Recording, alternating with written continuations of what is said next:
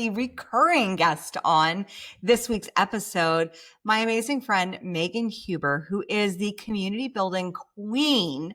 And in this episode, we're going to dive into how to reignite a completely dead Facebook group and how to leverage the power of community for growing your businesses. Megan, welcome to the Crown Yourself podcast. Welcome back. No, I mean, is this round two, Kim? This is. Second time? Okay. Last Amazing. time it was like back in 2020 or something, maybe 2019. Really? Wow. Okay. Well, we are long overdue for a part two. I'm glad to be back and I love you so much. So I'm excited to just jam out with you and let's see where we go. So you ignited your Facebook group. Like I met Megan, just a little back history, because I was enrolled in another coach's program back in 2017, right as my son was being born. Like I literally signed up a few months before he was born. And then the program continued, but you were one of the coaches that this other coach had brought in. And I was like, I really resonate. I like her. We jam. Like we met a few times in person. And what I've seen from you is just a level of consistency in an industry that has so many fluctuations. And we went through like the 2020 boom of coaches and then the 2023, I would say, like recession of people closing their coaching businesses. How has your community been this foundation that you've been able to just even reignite? Yeah.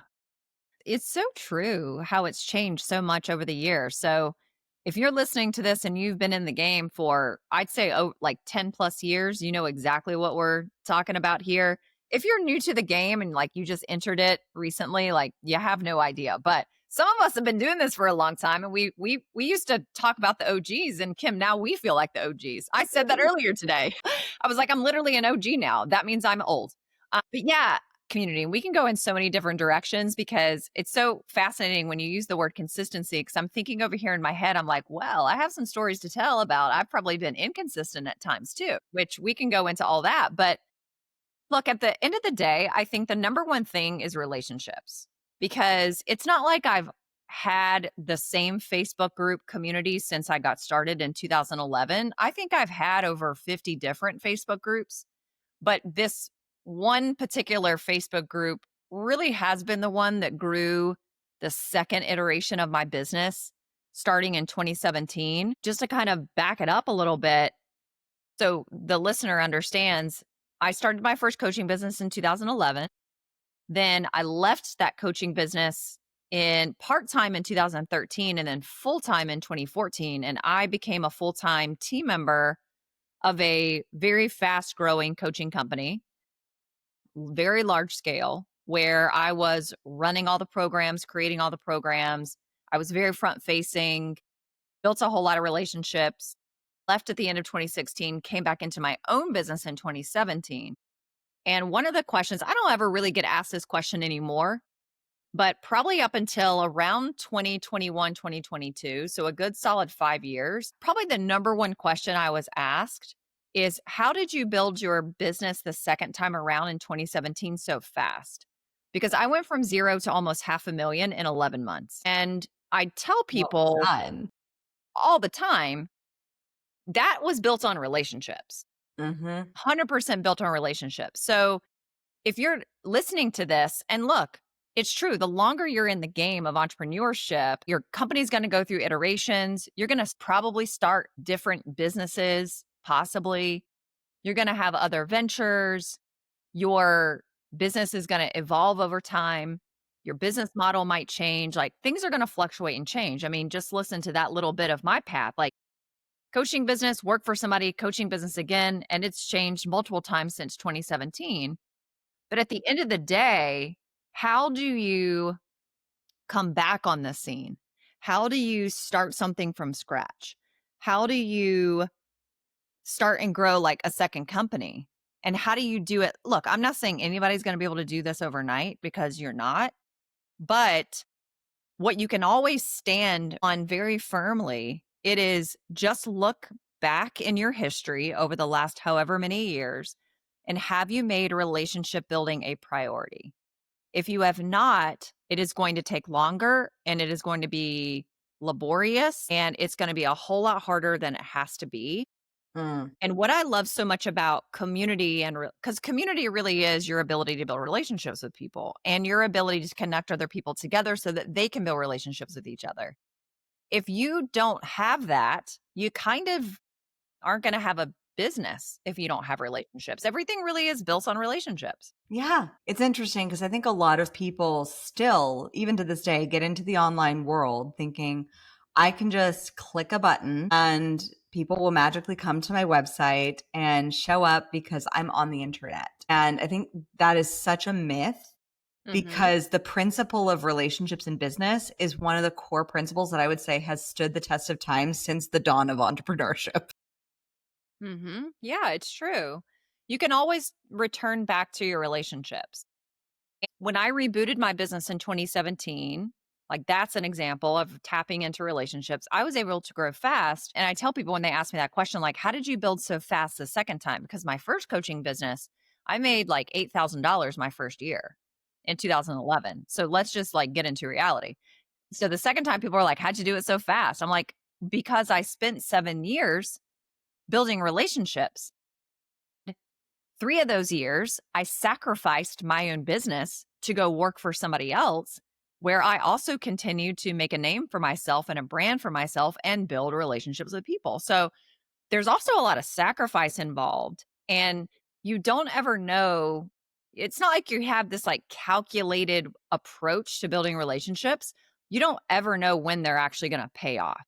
And you also don't know how they're going to pay off. It could pay off in the form of clients, or it could be partnerships or collaborations or introductions or invitations. There's so many different avenues you could go with relationships, but that is how I built so fast in 2017. I just tapped into the seven years prior of relationships that I had built. And you know what I did? I picked up the phone. I picked up the phone and I called people. And then let's fast forward. I changed my business model very drastically from all the group coaching and all the masterminds, and I shifted to a consulting model. So, okay, again, there it's like, okay, all that income is going to come to a close because now you're pivoting the whole model to consulting. That was in early 2022. Well, I also had to make up the financial difference. Well, guess what I did? The whole first year of acquiring consulting clients, you want to know who they were? They were people who I already had a really good relationship with. They were friends of mine in the industry. They were colleagues. They were peers. A lot of them came from my own peer group in the mastermind I was a part of. And you know how easy it was to make those sales? I didn't have to go out and hunt them down. They were coming into my DMs. Why? Because they trusted me, because they knew me, because they knew my work, because they knew I would deliver something really high caliber. Okay, let's fast forward again. Now I'm rebuilding the coaching business, which started rebuilding in October 2024. I still do the consulting, but I started rebuilding the coaching business in 2024. Guess what I did? I went right back to that same Facebook group that I started in 2017 that built my whole coaching business. And I pressed the unarchive button. And it had been sitting there dormant for 2 years, totally dormant, totally dead, no action at all. And I opened it back up and I walked back in there like no time had passed. And it took about 30 to 45 days of pure consistency and enthusiasm and connection to really reignite that group. And now we're like 55 clients in since rebooting that. Okay, that didn't happen because I'm better than anybody else. I'm not more special.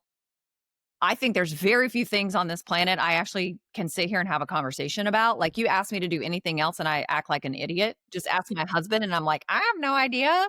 But like, talk to me about what I know and like, that's it. Yep. I was able to do that because I have relationships with people. That's it. That's it. That it's happening because I have relationships with people and using your word, being consistent. That's it. That's what it built on. When you think of relationships, I think one of the places that sometimes gets people hung up is that transition of the relationship into being a sales or mentorship relationship. is that pivot where there's a know, like, and trust factor, but there's also a leadership factor. Can you speak more to that shift in the conversation, whether it's on an energetic level, on an emotional level, on a, hey, I see you're struggling with this problem that just so happens to be something that I am really skilled at Mm, helping people with yeah. for money? There's a lot of people I know in my community that do have that fear limiting belief that comes up around really claiming and owning that space of what they do well for money. That's such a good question. And I think we all kind of feel that way a little bit. So let's normalize that feeling because we all kind of have like the heebie jeebies when it comes to, I want to ask somebody to work with me and I want to tell somebody like I can help them. I certainly would put myself in that camp. Certainly put myself in that camp. And I mean, I am very introverted. Know that if I am not like conscious about this, I can also come across, especially like in the DMs, I can come across as like almost a little too direct. Um, I can come across almost like a little too forward and just like Mhm. get to the point without like warming somebody up. And I know that about my personality. That's me. So I have to really like kind of pause and ask myself some questions. So I know I have that tendency and that tendency is not going to go away. So I've really struggled with this, what you're asking, over the years. And here's what has I have found that works really well for me. Number 1, look, I mean, all of us are using social media as probably like our primary way of growing our business. I know we have podcasts and we have other things, but still, social media is like front and center for all of us. So I think number 1 is it's looking at your social media platform. It is no longer for personal use. It is no longer for personal consumption. It is 100% a business tool, and you are 100% using it as a way to get clients. And when you shift that perspective, not only are we not here for me to share information just to keep my friends and family abreast of what's going on, but I'm also not a passive, just personal consumer of what is on social media. And that's a hard one to do because we all like to sit here and scroll and just like consume cool things and funny things and just kind of zone out a little bit. I do. I mean, I'm guilty of that too, especially late at night. Yeah, I totally have apps on my phone to prevent me from doing that. Yeah. Yeah. We all have this tendency. We all have this like almost addictive pull to just go scroll around and be mindless for a little bit. I think it kind of lets our mind quiet a little bit in a way because it's always on. And you really do have to shift that because you've got to come from this place of I'm here for business. And when you tell yourself I'm here for business, then the way you're coming across in your presence online and in all of your content, whether it's video, audio, or written, you're coming from a very different place so that the audience knows they know what you do and they know why you're here and they know you have a business. There's a lot of people on social media that if we went to their social media profile right now, you wouldn't really know if they had a business or not. Oh my And that's a gosh, I love that problem. you brought that up. That's a problem, right? Yep, 'cause I like, one of my best friends, Amanda Kaufman, who I know you know as well, like, she went into a community and was like, "Let's just see how many of these amazing business women actually if their profiles are really a match." She's like, "For a lot of them, I wouldn't know that they have a business." And I've done that with even some of my clients. I look at all of their profiles. I'm like, how are you showing congruence that it's not like Instagram's where you post your weird stuff or like the things you're interested in, or Facebook is more for your friends and family, or LinkedIn is like this buttoned up professional. There's a know, like, and trust that comes from social media when people see a congruence across all platforms because that's what makes a congruent brand. So I Yeah. love the fact that you brought this up because a lot of people, especially on Facebook, which I know is like your main place, that space is really one that a lot of people stay in a personal space with. And I'm like, no, that can be one of your best spaces for building, especially your first clients, because people know, like, and trust you as a person before you have a Yes. personal brand. Yeah. So, and the reason why I started with that as number 1 is because when you are coming forth with that presence, you feel less slimy and weird about transitioning into that sales conversation because you know that you're being very, very front and center with it. And if these people are friends of yours or followers of yours, and that's all you're posting about, like they're going to know, at least to a degree, that you have a business. They may not know exactly what you offer. They should, but at least they know you have a business and who you serve. I would say the second thing, and again, I'm sharing from a place of what's really helped me because this is an area that I do not feel like I was very strong in. And I still feel like I have a ways to go to feel really confident and strong in it, you know? So, number two, I do have a Facebook group because so I'm going to share a strategy that you can use when people are a new friend of yours, a new follower of yours, or they are a new member into your Facebook group. Just so everybody knows, I do have a Facebook group. It is largely how I built my business, and I teach people how to do this as well. And it's amazing. I highly recommend you join. That link will be in the show notes. So go click and join Megan's Facebook group. She is the master of building communities. Yeah, I mean, just be a fly on the wall, like just see what happens in there. So the second thing is tell people immediately. Well, so tell them where, okay, so you're probably like, where do I tell them that? Get into the DMs with people immediately. So when someone requests to join my Facebook group and I accept them in, they get an immediate DM from me. So I'm sending them a personal message. Is that automated or is that a voice message?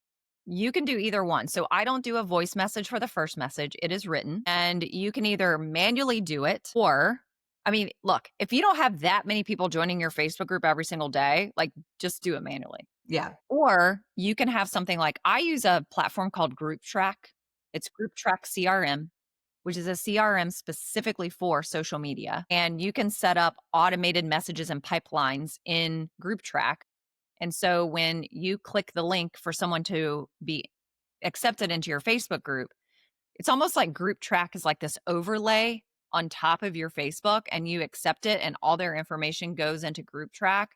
And then you can set a tag and then it sends off that welcome message. And then you can set up other pipelines. I really like at a certain point, like once somebody's really responding to you, I like for the human to take over and have that conversation with them. I think it has to, because otherwise it comes off as this robotic dissociate. Like I think to a degree, everyone kind of assumes that, especially if you're interacting with someone, oh yes, I know this person is a business person. Yeah. Most likely the first touch points are probably going to be a more automated, at least for me. Like I always do my best to make them still sound like me. Mm-hmm. I pour my energy into those automated messages is what I tell my team. Like, I'm like, let's just pour like the love, the cheering, the champ emojis and the crowns and like, let's shower them with love. But it's, of course, it's not me. It's an automated message for that first one. Yeah. Yeah. And look, if you're listening to this and you're like, I don't really have the volume where I need to do that, then don't worry about it. Like start manually. Well, we all started with everything manually and a spreadsheet and whatever. Like you got to be where you're at. Yeah. You can easily copy and paste from a notes that you save on your phone to make it just a little easier. So you're not typing. You can copy and paste rather than typing each one new. So it does save you time. Oh yeah, for sure.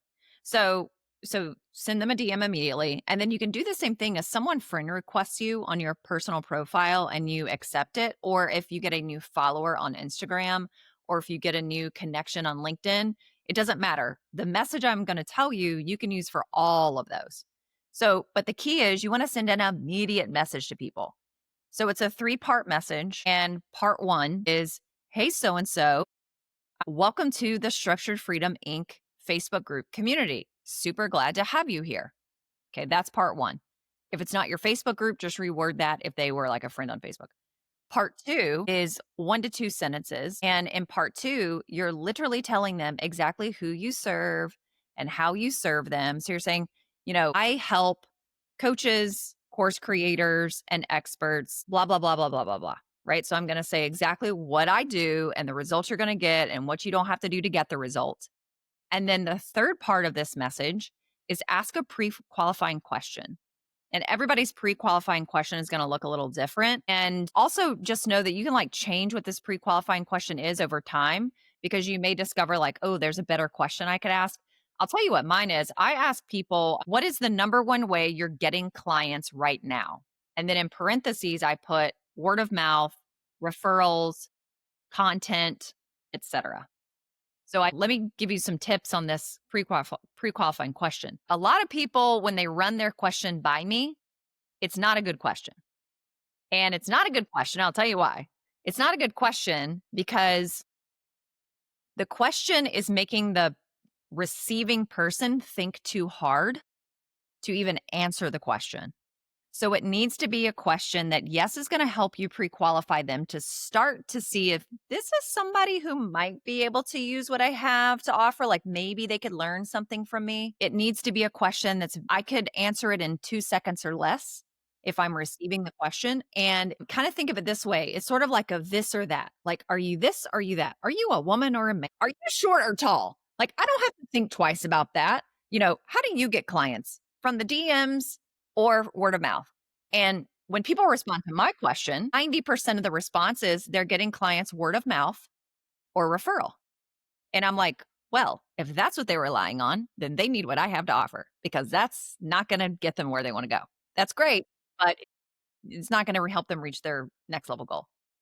So there you go. Why am I spending so much time on this? Because you asked me, how do I transition into the sale?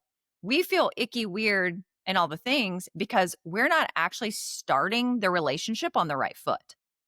And so immediately, and that person knows that you are a business owner, that you are here to do business. Everybody is on the same page about who you serve and how you help. And right there on message number 1, if they're like, okay, I don't even want to talk to this person, they can like bow out right now, and you're not asking them this confronting question. And so I'll go ahead and tell you like the next step.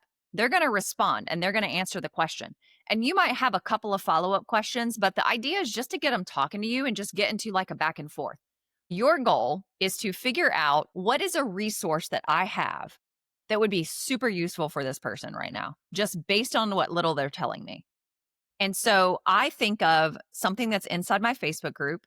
Typically, I want it to be a video because we know that people need to consume us for 4 to 7 hours before they make a buying decision. 4 to 7 hours, not 5 to 8 touches, 4 to 7 hours. I So as soon love as that you brought up that statistic.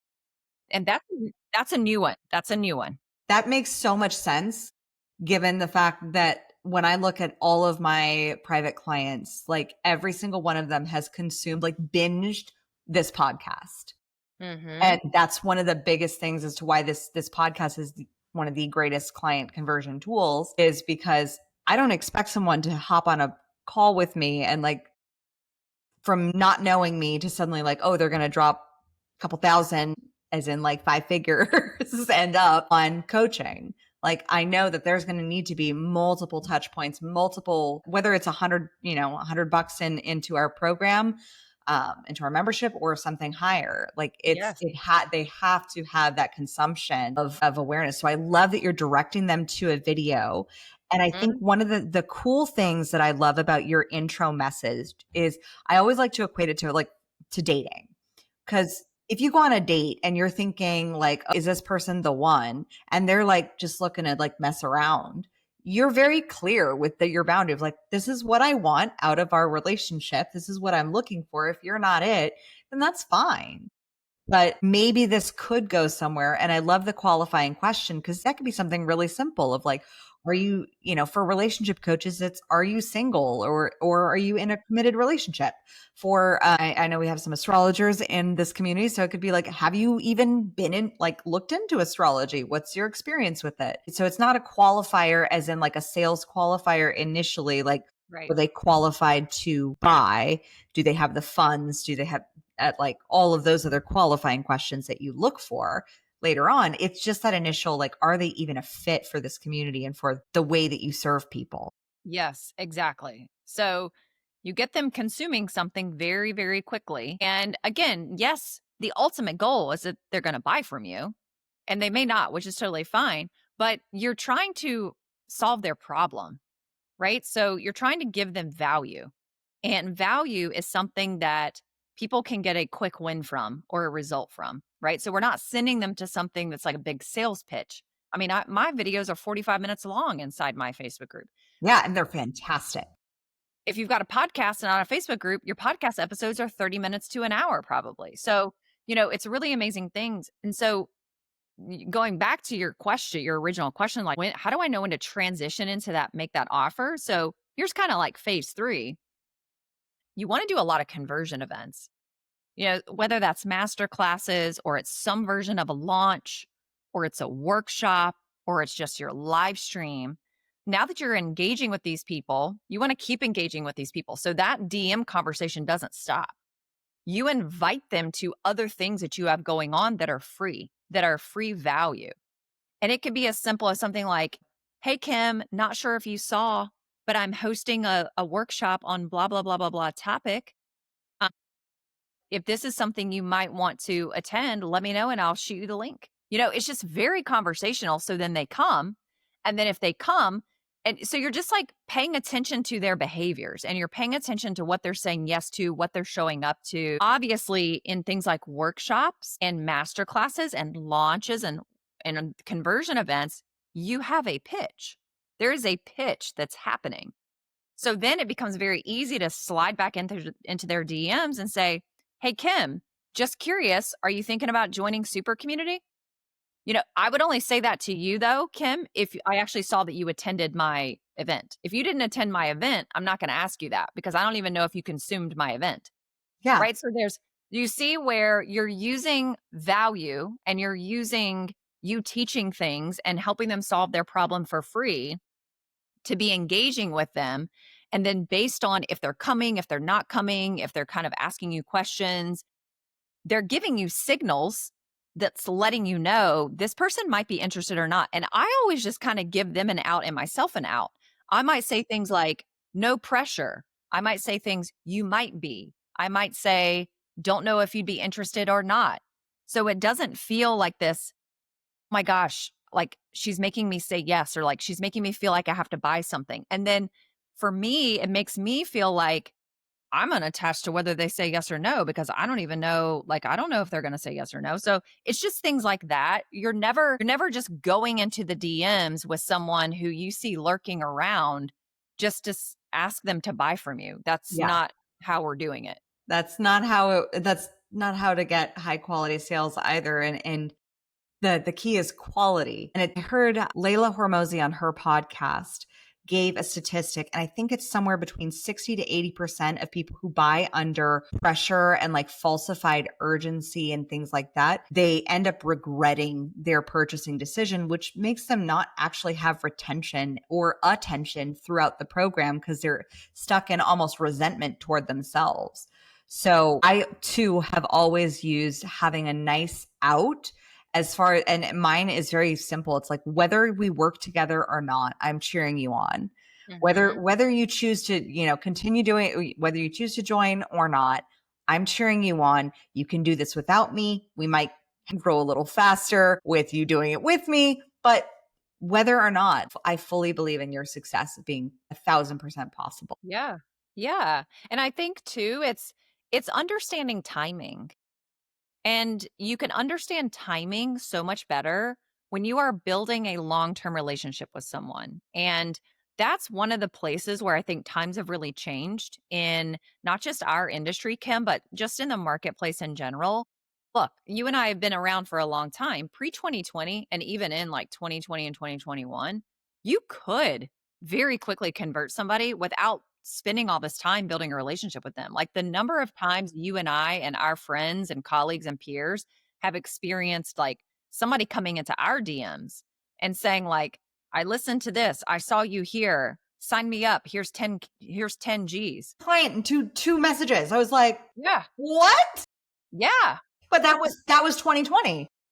Yes, it was happening. And it was happening in the 20 teens, 20 like and it was 20 happening then like too. that boom in the coaching industry. And I think the coaching industry as a whole has gotten, buyers have gotten so much more savvy. I think more people are aware of coaching, more people are aware of bad coaching and the lack of strategy or support. And almost it's coming from a Hollywood background, like from, 4 lifetimes ago. Uh, I see a lot of the same similarities in the coaching industry as in the visibility that comes with coaching and more influencership at like I did in Hollywood versus those who are like, I truly love this art and I want to create film because I love creating art. Yeah. And I think that there's an art in getting people results. And I love the fact that your continuous circle back is always, how can I solve their problem? Mhm. Mhm. Yeah, how can I solve their problem with the value that I could give them access to right now, and it's not behind a paywall? So, we were talking about timing, Hmm. right? So, back in the day, what we were just saying, it was almost, like, hard to tell what the right timing was because people were just buying, and then because you have that behavior, then you almost feel like you could just go straight into somebody's DMs and, like, sell them immediately without building a relationship with them. Nowadays, you can't do that. Are you still gonna have your rare, random people who come through and the minute they see you, they buy from you? Yeah, but we can't build a whole business that way anymore. You used to be able to do that. So now I think we do feel a little cringy sometimes because we don't know when it's the right time to ask someone to do business with us. Well, of course, you're not going to know if you haven't been building an ongoing relationship with that person. So I would really encourage everyone listening, take the approach of like, I'm going to play the long game with these people and I'm here to build a long term relationship with this person. And if it takes them a year to buy from me, then I'm going to spend a year putting myself in front of them consistently. And I'm going to spend a year getting to know them. And I'm going to spend a year helping them get quick wins and solving their problem with whatever I have out there that's free, my podcast, everything in my Facebook group, all my Facebook lives, my workshops, my master classes, my launches, like my email list. There's so many things out there that you could get for free and you could literally go implement it and start getting results. I mean, you could go implement that welcome message and you could start getting results right now just on that welcome message. You didn't have to pay for this podcast episode. You know the timing to invite someone because you know you've been catching the signals they've been putting off, but you can't catch the signals if you're not in the DMs building a relationship. And the game today really is in the DMs. Very much so it is in the DMs. I make almost all my sales in the DMs. Huh? So, what's behind the paywall? The other thing that I've kind of noticed has changed, and this was a very interesting experience for me because when I came back on the scene to launch my own coaching in October last year, which was not that long ago, I picked up very quickly.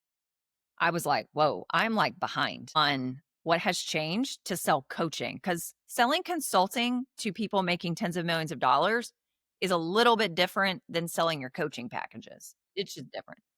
And I was like, whoa, the message I had before, the way I went about all this, like it has changed and I've got to figure that out fast. So the other thing I noticed is that people are not nearly as likely to just buy your $20,000 group coaching program or your $50,000 mastermind that they're signing a contract for 12 months. Like it's just not happening the way that it did before. I'm not saying people aren't buying those things, they are buying those things. And I even launched a beta group coaching program. I hit my goal with it, but something was still very flat about that. And so I realized people nowadays, you said it earlier, like people are more experienced and they're more savvy and they're a much smarter buyer than they were 5 years ago. They're way more sophisticated. They are way more discerning. They are vetting us a whole lot longer, but they still want to do business. So I came up with something that was $97. And, you know, for you to get like the systematic step by step, this is how you do this one thing. And it just focuses on one little thing, one result for them to get. It's easy to use. It's easy to say yes to. It's not passive. I am front facing with those people in there, but it has been, I don't ever like to use the word easy, but I mean, when I launched that, kinda honestly on a whim, because I just wanted to see, and I just sort of literally blurted it out on a live stream, 7 people purchased in 24 hours, and within a couple of weeks, 35 people purchased it in just a couple of weeks, and so I was like, "Ah, okay. This is like, people almost need to test drive you. They need to test drive something. They're test driving you with their dollars, and they're test driving your style, and they're test driving your ability to create curriculum or coach them or kind of boil your methodology down into this very simple, very doable, step by step by step by step, so that not only can they consume it, but they can literally turn around and they can do it easily for them and then get a pretty quick result. That builds trust almost overnight, right? So if you can get somebody in for a little bit of money that's easy for them to say yes to, that you don't need to get on a sales conversation for, then you're deepening the relationship even further. And then it's almost like solidifying for people like, you're my person. Because if we can jive like this and I can understand you and I like your style and all those things for this smaller amount of money, then and I mean, I had people asking me what's next. And they were only in for like 2 weeks, Yeah. right? Yeah. Yeah. That's been the biggest change I've seen since I came back on the scene with the coaching in October. Yeah, the test driving. I noticed that too when we launched our membership is I just continuously had multiple people coming up and saying, "Oh, I would love to work with you." And there was like this hesitation of like, well, when I'm ready, when I'm financially there, when I'm successful enough. And that experience, I was like, well, what if I just lowered the barrier for entry so that people could get that test drive and get the results that they're looking for and start moving that needle forward so that they then jump into my higher price programs. Not only that, but as a business owner, it's a smart business move to have something sustainable that's a recurring revenue model. Yeah. And Yeah. then that way you're not relying on getting that big giant sale. You are from a referral that you're hoping you get, you're really actively building something that has stability in it, that has certainty in it so you can have predictive revenue. Yeah, and something a little bit lower price point where you are involved with the delivery of that. I'm not saying it needs to be this like massive heavy lifting, but when you're involved, it becomes a very easy way for the people in the offer to make referrals Mhm. because they're not referring somebody to something that's going to cost $1,000. Because that does play a role in people's in your clients' minds. They know they paid $1,000 to be in your program, and a lot of people have a block to tell others about it and invite them in because they're entering into the other person's money story Yep. without knowing it. And so then they feel really bad about inviting someone into something that's gonna cost a lot of money. So if it costs, something that's kind of a no-brainer offer, that's a very easy way for people to make a referral. So I've certainly noticed that. And look, I'm somebody who's never done lower ticket until now, ever. I had never sold anything except one other time, way back in 2017. I sold something that was $597 and I only sold it one time.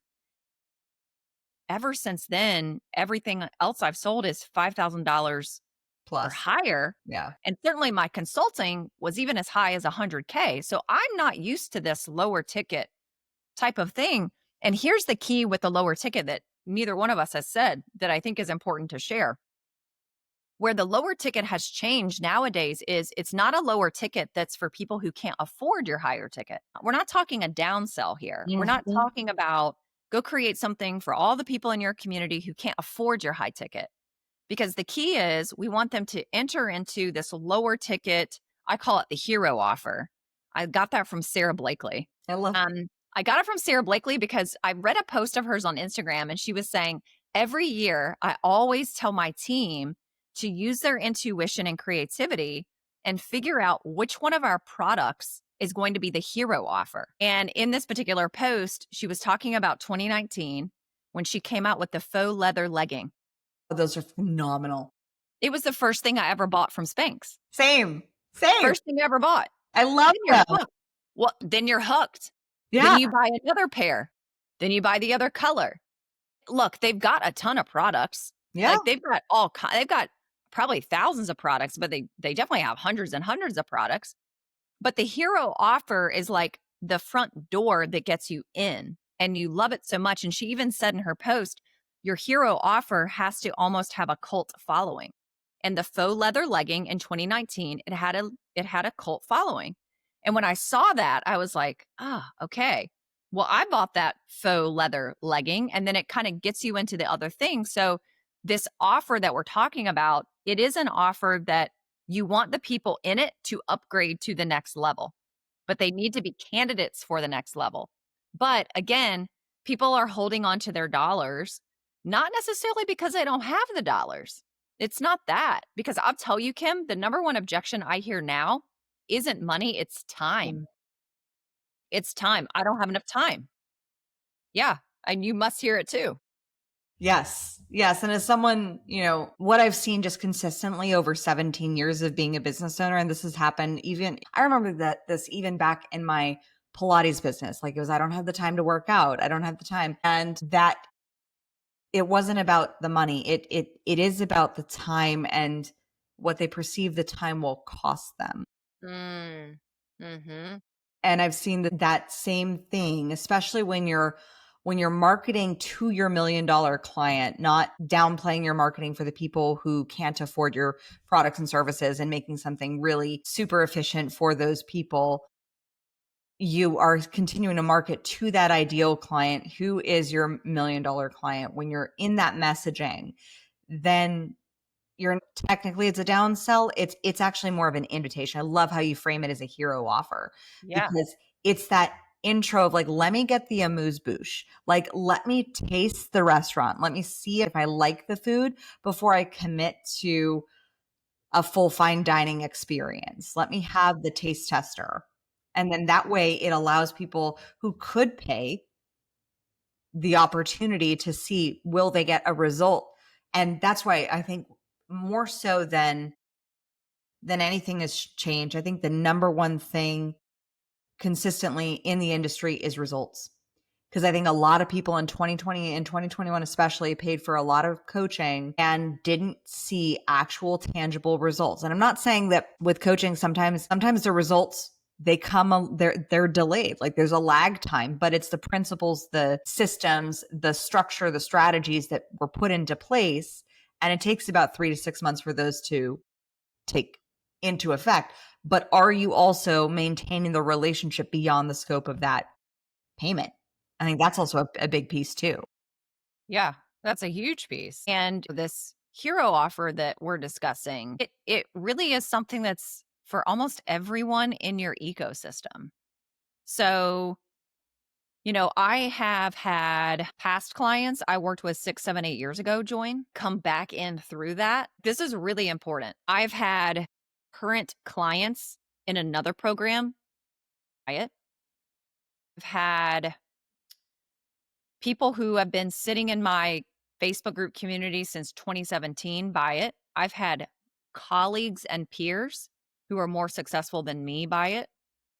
I've had people with 200-person, $20,000 masterminds put their team in it. I've had people bring referrals in after week 1.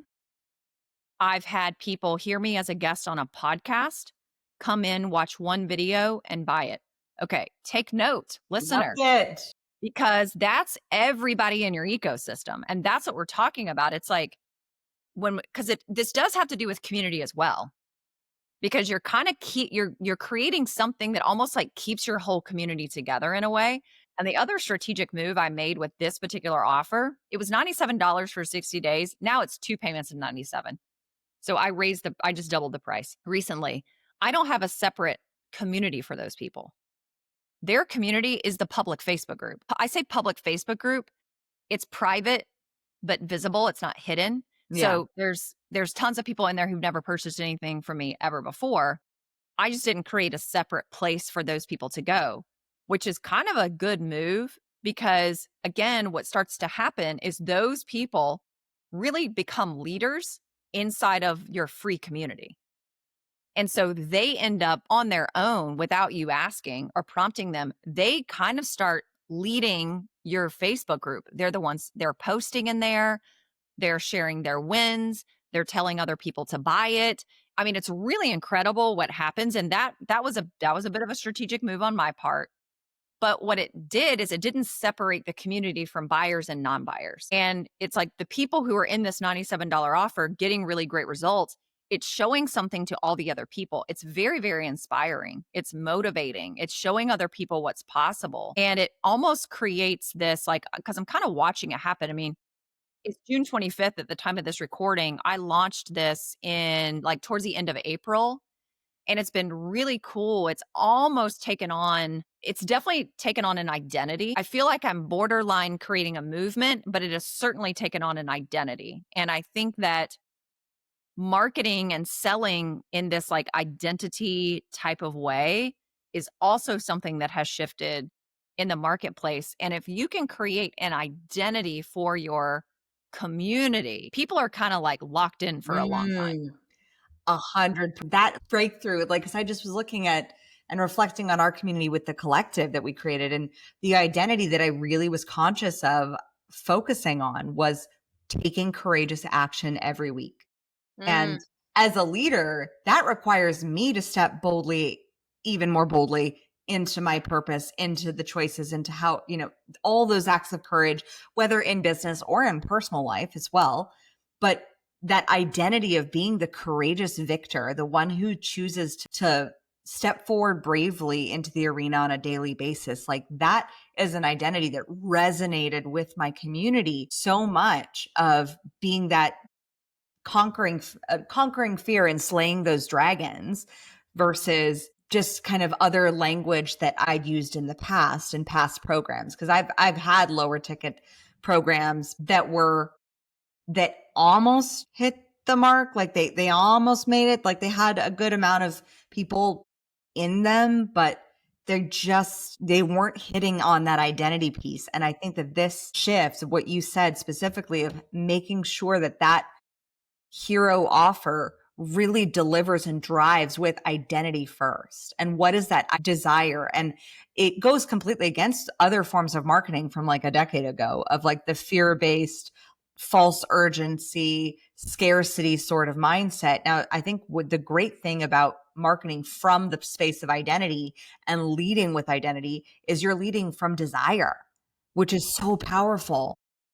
yeah, I call the people who are in my hero offer community wizards. And I'll tell you where I got that idea. Look, I can't give myself credit here. I called the program super community, which by the way, because some people might be thinking like, oh, like I didn't sit down. Most of this was not like premeditated. So it's not like I had in my head, I've got to create this low ticket offer. I've got to figure out what it is, blah, blah, blah. Like that was not the process. I knew something just felt flat to me with the group coaching program and me continuing to sell. How do you transition from one on one to a group and launch a group program and fill it? That is my expertise. And I did fill the beta group, but there was something about the message that was just not resonating. And I kind of had like this uh-oh moment. And I think it was because of that, like, uh-oh, what am I going to do moment that led to me really analyzing and evaluating what in the past has always prevented any of my clients from not being able to successfully launch and fill their group coaching programs with enough people, or not being able to do it over time again and again and again. And I thought, okay, well, what have I done to do it? I started a Facebook group. A Facebook group built my whole business. What's a Facebook group? It's a community. I always had a group of people who were ready to buy from me. Always, always. I was never launching to the ethers. I was launching to a group of people I had a relationship with. And I was like, oh my gosh, my clients never really did that. They never spent time to build these long term relationships and get people into a place where they feel like they belong and build this relationship with them so that when they go to sell and launch their programs, they have a ready to buy community. And so I was just kind of thinking of that and I was like, oh my gosh. And so I just wrote down ready to buy community. I started making posts about it for like maybe 3 or 4 days Hmm. on my personal page. I had like this massive number of people who were all over it. And I was like, okay, I struck a chord. And then I thought, I'm just going to go do one of my weekly live streams on this topic. And about 50 new people joined my Facebook group to get access to that. And I was like, okay, I'm on to something. Then I was thinking to myself, I used to work with Michael Burnoff, and Michael Burnoff had a program that I was in called Superhuman. And so I was thinking of that. It entered into my brain, and I was like, super community. I'm going to teach people how to build a super community. And then I was like, what did he call us? He called us all wizards. And then I was like, I'm going to call my people community wizards. And all of that came through in like 5 seconds. So then I'm on the live stream and I'm like, I'm just going to pitch it. And I had nothing, Kim. I had nothing. I had to go scramble and build a payment link to send to people, and I had 7 people buy. So I'm sharing that because it's not like we have to sit here and like force stuff out of ourselves. I just figured out what is the problem before the problem I was solving in the group coaching program. I wasn't teaching them the right way to build a buyer ready community. So I just took that little piece out. And then that's the only thing I teach in super community. That's the only thing I teach, is the only thing I talk about. It's simple, it's step by step. That's what we're talking about, this hero offer. And they feel like a community with an identity of being community wizards, which means they see themselves as community leaders, and they have this belief that they can go do this too, because it's so simple to just go do it. And then again, that just creates this everything else that we've talked about on this show today. It's like this, you're building this like community ecosystem. But again, like I want to be really clear with people. I wasn't sitting here with a pen and paper, like trying to shove that out of myself. I was just Trusting really your willing. intuition. Yeah. And I was just really willing to follow it. I was really willing to take action on that just to see if it would land. And it did. Amazing. Megan, you are just like, I think that was a masterclass, not only in community building, but in really leveraging and leaning into trusting yourself and your intuition and those little intuitive nudges that say, go do this. And when we started the collective, like that was the same thing for me. Like I had a little intuitive nudge of like, I would like to have, and it was just, it came from desire. It came from a space of, I'd like to have more certainty, and having enough conversations within 1 week of saying, okay, people want to buy from me, but they're not yet in the space. Not that they're not ready money wise, but they're not yet, they're wanting to have a taste, and they don't know what they're buying unless they fully get that taste and are in the space. So let me just create that. And within a week, created. And it was just like that. That ability to be the quick start is such a skill set as an entrepreneur. Speed of implementation is so key. And you just proved that to a T. I'd like to switch to just a second of rapid fire because I know you have your own podcast to head off to. So what is your money routine? Money routine? Your money routine. What's a money routine? It could be that you meet with your bookkeeper monthly. It could be that you sit down with your bank account on a daily basis to just like bless it. Okay, What got are it. those Got it. weird little money things that you do specifically around money? Because that's where our community is struggling with growing and courage the most. Track everything. I am super old school, so don't come to me for anything AI. I'm very old school. I love a spreadsheet, and I track. I know every single category every dollar goes to, and I look at that. I probably should do it more often, at least once a month. And it's sort of like you're balancing it out to make sure I'm on budget. I have my P&L. I know what comes in for the month. I know what the expenses are on the personal and the business side. And I love to see it in a spreadsheet. Love it. And Megan, how do you crown yourself? How do I crown myself? Yes. Oh my gosh. What does that mean? Whatever you want it to mean. Okay. Okay. Well, what's coming to me is you'll love this. I love my family so much. I love Brighton and Sean so much. And I feel like when I get to make breakfast for them, or like when I get to go play in the pool with Brighton, she's 14 now, or we get to have a movie night, like to me, that's like me crowning like wife mom. Like I get to be wife, I get to be mom, and I get to enjoy like these really simple moments. I mean, that just brings me so much joy. Amazing. Megan, how do we find you? How do we listen to your podcast? And how do we join Super Community? Yeah. So my podcast is called Built to Last. Kim, you've been on it once, at least once, maybe I twice. think twice. Yeah. Yeah, I think so twice. So if you're a podcast listener, go find me at Built to Last. If you're on Facebook and you're not in my free Facebook community, come in. It's called Structured Freedom Inc., the community for coaches. So come hang out with us there. There's tons of value. And when you're in there, you can hear all about Super Community and find all the links to join and all that good stuff. Amazing. Megan, thank you so much for coming back onto the Crown Yourself podcast. I think everyone can benefit from the value that you gave today, no matter what your business model is, you will need a community to back it. No matter what industry you're in, you need a community to buy from you. So go forth, jump into super community, enjoy, like I have for years and years, Megan's content, because she is phenomenal and she breaks things down in a systematic way that is beautiful to observe, model, and follow to get really quality results. As always, my fellow sovereigns, own your throne, mind your business, because your reign is now.